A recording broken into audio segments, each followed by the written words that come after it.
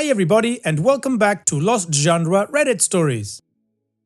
This post is from the subreddit Am I the A-hole and it's by user ExcitingMuffin9029. Would I be the a-hole if I pressed charges on my brother's girlfriend after she called my family white trash and continues to harass me after my birthday dinner? The people in this situation of mine, aside from myself, are my husband, Mark, 35, my brothers Owen, 29, Jack, 28, Kyle, 27, Rob, 27, and Finn, 26, along with my best friend Margot, 32, Owen's fiancée Trish, 29, Kyle's partner Ro, 28, and Finn's newly serious girlfriend Annie, 23. And for additional context, I was the parentified sister and basically raised my brothers. I helped them learn how to cook and clean, helped them with homework, took them to extracurriculars, helped them figure out scholarships, trade school, colleges, and basically made them into the men they are today. My brothers are very aware of the situation that I was in, having to take on parental duties, and thus do not treat me like one. I am their sister, and they treat me as such, which of course means having a few crazy sibling traditions, which is where my situation stems from. I, 30 female, just had my birthday pass. Mark decided to help Owen organize a celebration dinner since everybody had something to celebrate. Owen just got engaged to Trish, Jack just got a huge pay raise, Kyle started an online shop, Rob bought his first house, it's a motorhome, and Finn just started his first serious relationship. So Owen organized a huge dinner at a pretty fancy place with my brothers and husband each planning to split the tab with Margot and omit me since it was technically my birthday and thus shouldn't pay. Fast forward to the dinner and we're seated in the back due to having so many people. Everybody is having a great time, laughing and sharing more information about their life when Margot has an old video pop up on her phone memories. It's a video of a birthday dinner when I was a teen, and it showed my brothers giving me my birthday bruises. You may have heard of birthday punches, well, it's basically the same concept. However, due to my brothers being massive hulks of meat and me being no more than 5'1", they opt to flick me instead. So I'll get a tiny bruise instead of looking like I was jumped, lol. Rob decides to start with the birthday bruises tradition, each of my brothers opting to flick me 6 times, so this way I get an even 30 flicks, with Margot and Mark each giving me 2 for good luck. Did it look strange? Probably, but we already stood out in the restaurants since we had so many people, and it's not like we made it a big show, I simply went around the table to each of my brothers.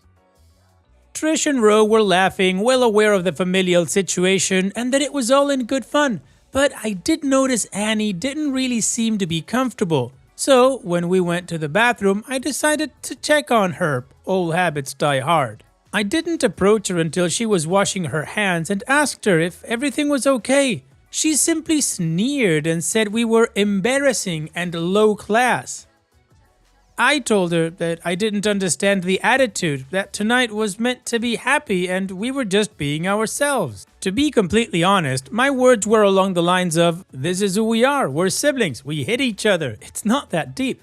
She once again sneered and said, well, this is a place where it's not okay to be yourselves, with a mocking tone. She then stormed out of the bathroom, so I returned to the table. She was sulky the rest of the dinner, and when the bill came, she tried to drag Finn off.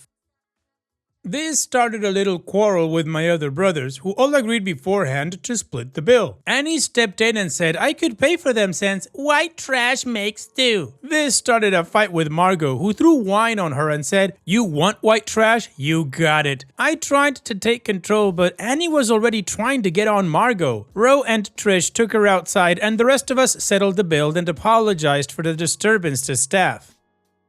When we left, we saw Annie swinging at Trish with Ro trying to get in between. I immediately stepped in and told Annie to leave, that until she apologizes that she wasn't allowed at any family gatherings, and told Finn that if she ever tries anything to call us immediately. Finn said that wouldn't be a problem and broke up with her right then and there, telling her to call a cab. He was apparently very upset to be called white trash and didn't like how she talked to me. He also later said she looks like she would accuse me of something and that she's apparently done it to her ex. The problem I'm currently dealing with is Annie's social circle. Annie apparently comes from a pretty affluent part of our community, like went to a private school and had a personal chef and nanny kinda rich. Her and a bunch of her wealthy friends have tried to defame me, sending emails to my boss and co-workers. I told them to reply that they would be forwarding the email to me and I will sue for harassment and defamation if she continued to do this to me or any of my family members. The emails haven't bothered most of my coworkers, but I have a select dozen that already didn't like me and now are using this to make my work life hell. I have already spoken to my boss about it and they are monitoring those coworkers' work emails to assure Annie isn't sending anything. Margot told me I should go ahead with my threat the next time someone gets an email and file defamation charges along with harassment and emotional damages.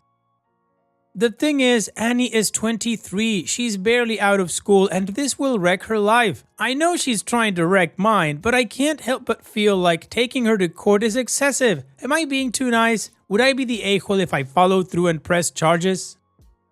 No, OP, not at all. You would definitely not be the a-hole. Actions have consequences. She's an adult, she's 23, she should know this by now, and if she doesn't, it's a good time to learn. OP, she is actively trying to destroy your life. She made a mess of your birthday trying to pick fights, all for what? I really don't understand why she started this whole thing just because your brothers were flicking your arm or something like that. It's a family thing for you guys. You guys see it as good fun. That's it. In my opinion, I'd do as Margot is advising. Next time any of your co-workers informs you of an email or any kind of information that comes their way that is meant to try to hurt you, I would definitely take that to a lawyer and with everything else, press charges. And what do you guys think? Let me know in the comments section and now let's check out the community comments.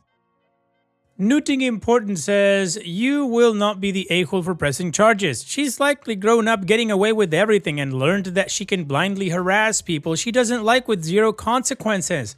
Annie's not going to learn a lesson unless you take action and sue for defamation. Will it ruin her life or career before it begins? Who knows? Who cares? Also, ironic of her to call you guys white trash when she was already in the midst of trying to throw hands. Definitely worth the scare of pursuing legal action for the harassment, attempted defamation, and the attempted assault. If she still doesn't learn after that, she's a totally lost cause.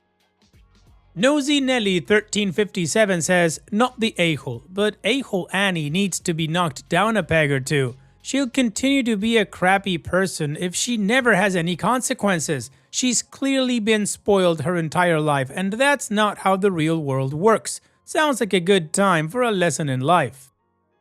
Cece has a problem says, you're not going to wreck her life. You're going to rattle her chain. Shake up her status quo. Who knows? Maybe it'll make her into an actual person. I say, let it fly, not the a-hole. And Shadow for Summer says, not the a-hole. You say Finn is your brother? Why is he dating white trash?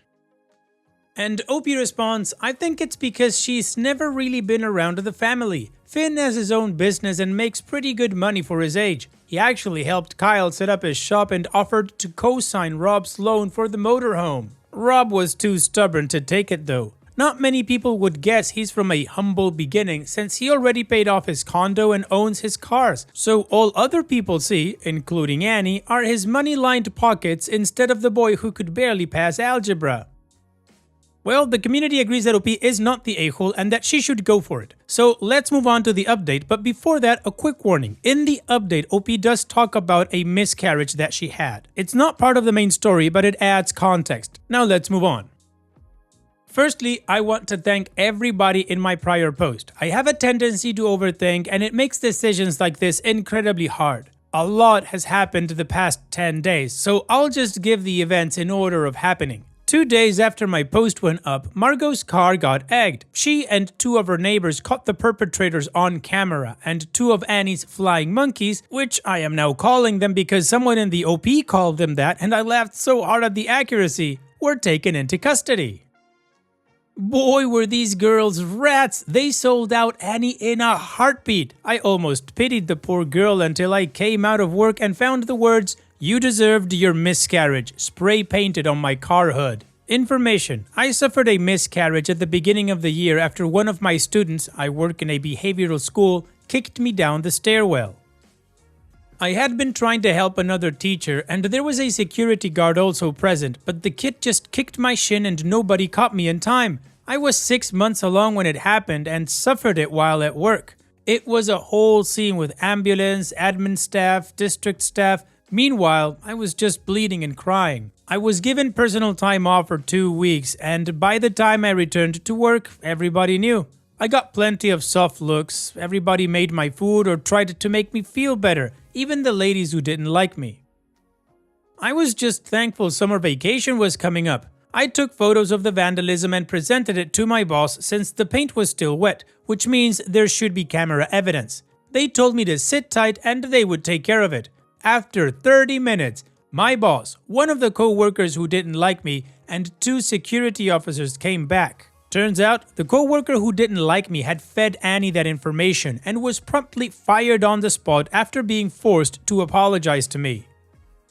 They also had security look through the parking lot footage and got the license plate of Annie's car screeching out of the parking lot with her tossing a can of spray paint out the window and denting another car in the process. Police were called and the spray can was taken as evidence. I was advised to get a lawyer and press charges. At this point, I decided to talk to a lawyer. So I looked at lawyers when I got home and consulted one the next day via a virtual consultation. He offered to do the case pro bono as he had a bone to pick with Annie's mother. Not my business to tell, but whoa, that's a story crazier than mine. We drafted all evidence into a compiled document and went through with pressing the charges for the damage of my car, as well as harassment and emotional distress. Let me tell y'all, I was expecting there to be a blowout when this happened, but karma ate her up. Apparently, Annie has more than just what she did to me. The co-worker whose car she dented when she threw out the spray can was pressing charges. Margot was also pressing charges for emotional distress. Also, turns out she had been going after my brothers. She and her flying monkeys were review bombing Kyle's shop. They slashed 3 tires on Rob's mobile home. She had been sending complaints to Owen's boss through customer service lines, and she had stolen Jack's fence surrounding his house. Who the F steals a fence?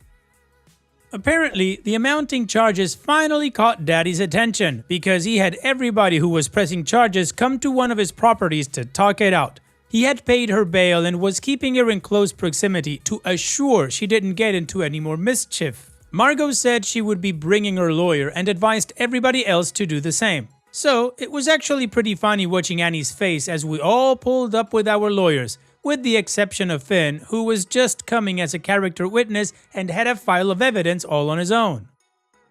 She had been harassing him and blackmailing him and was ready to feed these absolutely damning evidences to the pack of lawyers who were attending. It's worth to note that I had not gotten the spray paint removed, so when Annie's father saw it, you could see the boiling quiet rage in his glare.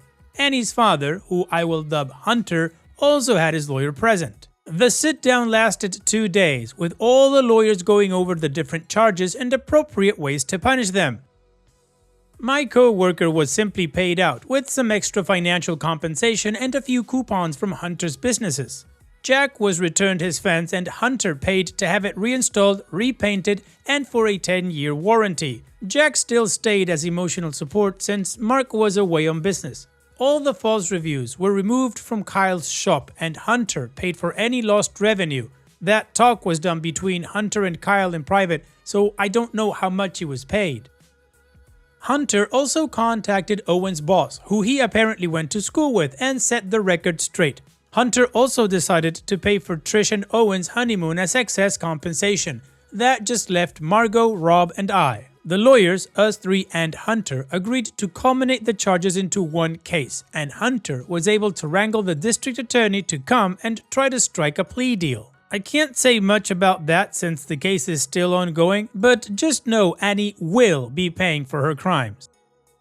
Hunter offered to get me a new car. I had been driving the same car for 10 years, and I told him I'd settle for a used one. Hunter made a fuss saying, "I didn't raise my daughter like this. This is all her mother." Like, wow, this woman must be a demon if even her own husband throws her under the bus like that. So Hunter is taking me car shopping. Wifey is apparently pissed that Hunter isn't covering for their little princess, and Annie is getting her just desserts. Funny how money is indeed a very powerful thing, as Hunter even got the case to be moved to a priority list and thus proceedings will be sped up. To top everything off, Hunter said all the payouts will be coming from Annie's inheritance, which is why he was so okay with giving out so much excess compensation. God, Annie's face, I wish I could have photographed it. So it seems to be a pretty happy end for me. I didn't expect it to be solved in under 10 days, but Hunter is a very nice man. He also invited Mark, Trish, and Ro out for drinks to discuss compensation for the CNAD dinner too. Right now, I'm just relaxing on my sofa while Mark makes popcorn. We're about to binge some cartoons. We like spending our Sundays like that. Glad I was able to update you all. Thank you for your words of encouragement.